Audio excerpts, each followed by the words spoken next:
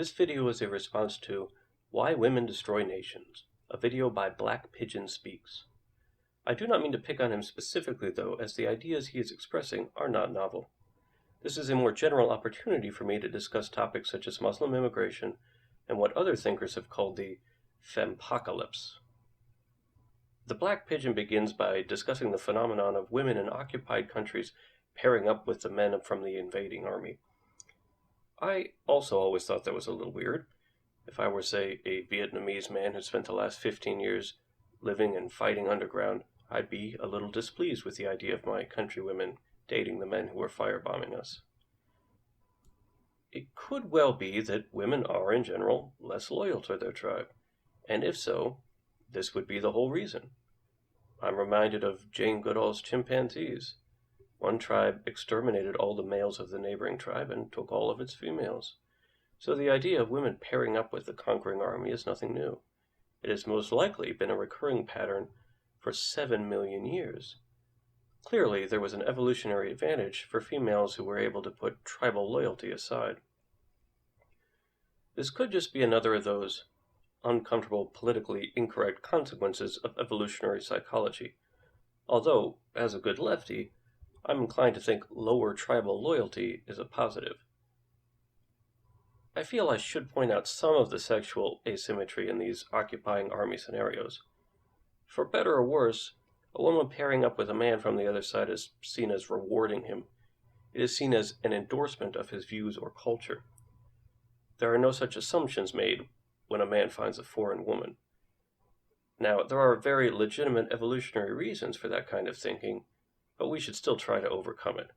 The root assumption here is that sex is a gift a woman gives to a man. This assumption is, in the parlance of our time, problematic. If I could delete that little bit of programming from people's brains, we wouldn't make such a big deal about sex. We wouldn't have a sex offender registry anymore, and we wouldn't have the absurd age of consent laws we do now. So, if you can manage, try to think of sex as a positive-sum game. Because in a world with birth control, it is. Now, getting back on topic, let's briefly discuss the causes of the declining birth rate. Our pigeon friend seems to think that the cause is mostly the sexual liberation of women. Well, regardless of the amount of sex being had or the amount of partners with whom it's being had, things like abortion and the birth control pill are going to lower the birth rate. They would have this effect independent of the culture to which you introduce them. Now, you could argue those options could be the root cause of what you would call the cultural decline, and indeed a conservative likely would make this argument.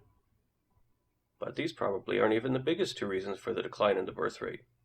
The bigger reasons are the increased education of women and the increased career options for women. Like most changes that take place on a global scale, the root cause is a change in technology. It is no coincidence that women in the West entered the workforce in larger numbers at the same time technological and economic factors were transforming a once manufacturing-based economy into a more service-based economy. The new economy also required more education in general, so we saw a corresponding explosion in the number of university students. Women with careers or educations have fewer incentives or opportunities to procreate.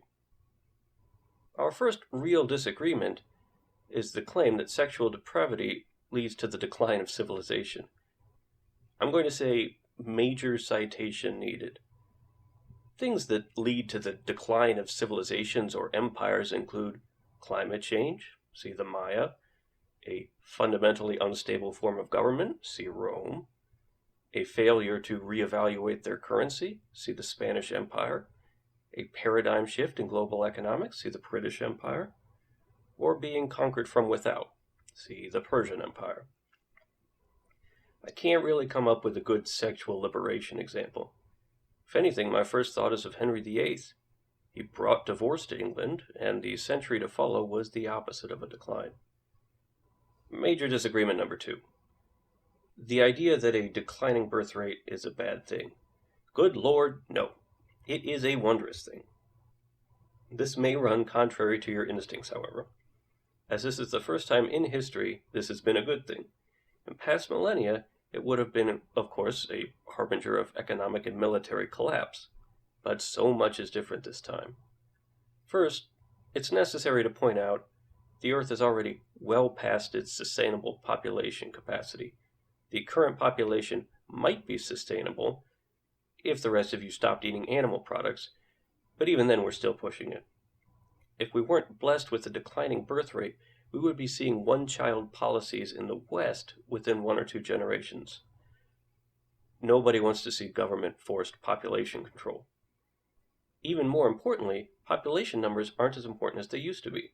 One man, equipped with sufficient technology, could defeat an army. Similarly, smaller nations can easily have larger economies than big nations. I might add that in a world where technology changes radically by the decade, a smaller nation with an easier to manage population has advantages. More to the point, we are in the first generation of the fourth epoch in technological growth. I refer you to the complete works of Ray Kurzweil. The first epoch in the growth of information technology was the growth of atoms and molecules. The second included most of biological evolution. The third was the invention and growth of the brain. The fourth epoch is the development of human technology, or everything we usually refer to as history. The fifth will be our merger with our technology, and the sixth will be the expansion of the new superorganism into the rest of the universe. Or so we speculate. This discussion of futurism is not out of place.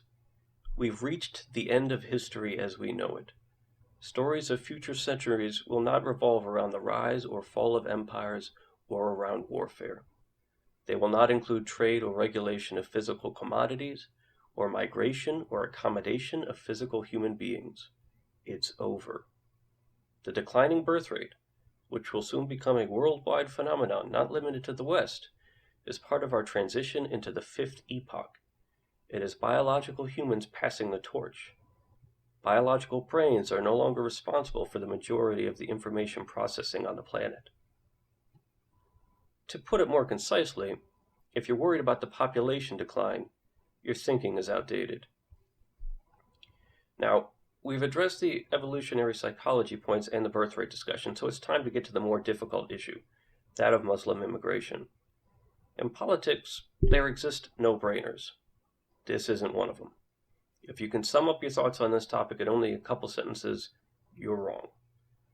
What I propose is a more moderate solution. It might disturb liberals and conservatives equally. We're going to do this by analogy. When I was in the 1st through 6th grade, we had a gifted and talented program. The most promising students were isolated in order to be given extra attention/nurturing/challenge. This was by nature an unegalitarian system. Attention was forced on those who were already succeeding rather than on those who were furthest behind. It was not, however, instituted out of some kind of want for social justice, but instead to win the Cold War. If training better scientists is a matter of national security, your odds of winning that game are better if you focus your attention on those who are already at the top. The liberal approach to the gifted and talented program would be to flood it with average students, to give as many of them as possible these advantages. That would be no different from eliminating the program altogether. The main advantage it gave was the competition the other students provided. Watering down the competition, at least for me personally, would have killed my motivation.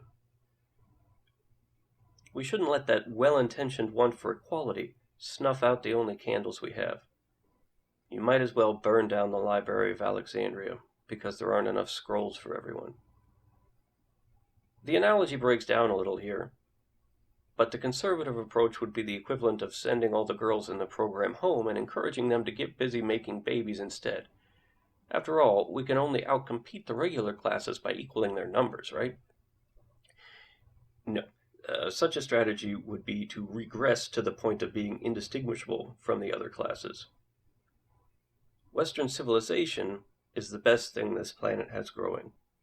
Either too much immigration, or any at all sexual regression, would mean either the erosion or complete destruction of the liberal ideas we cherish.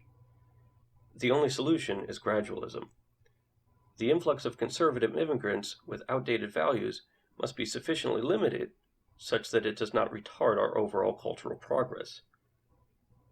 I would similarly argue that manufacturing jobs should have moved to China, but much more slowly than they did. The rate of change was too fast and ultimately resulted in 30 years of stagnant wages. I would hate to see our culture flatline the way our wages did. For example, I'd love to see marijuana nationally decriminalized within 5 to 10 years. But if you'd like to see that not happen for another 40 years, then a couple million Muslim immigrants is a good strategy. The issue gets much more difficult when discussing refugees instead of regular immigrants. Welcome to the Kobayashi Maru, the no-win scenario. For those of you unfamiliar with the greatest movie of all time, our job is to rescue the crew of a damaged civilian ship. However, to do so would require entering the neutral zone, an act of war. The Klingons are jamming all communication, so there's no diplomatic solution. What do you do? Don't worry, I've got an even better analogy. Imagine yourself the captain of a lifeboat during the sinking of the Titanic. At what point do you turn your boat around to look for other survivors? Turn back too soon, and you'll be swamped by frozen hordes of the damned. Turn back too late, and you will have selfishly let your shipmates perish. Any fear of terrorism is laughable, but the fear of quantifiable cultural degradation is justifiable. The claim of unassimilatability is, at least in the near term, valid. It still completely escapes me how women as a group have anything to do with this. On most issues, they tend only more slightly liberal than men. I guess you'd have to see low birth rates as a bad thing to begin to make any connection at all. And what is this about sexual restraint correlating with the strength of a society? Sexual restraint, i.e., sexual repression, correlates only with aggression, violence, and crime. See how I can make the argument that either side would have us erode our greatest values? Slow gradualism is the only path trying to protect the library as it stands. Until next time, dear friends.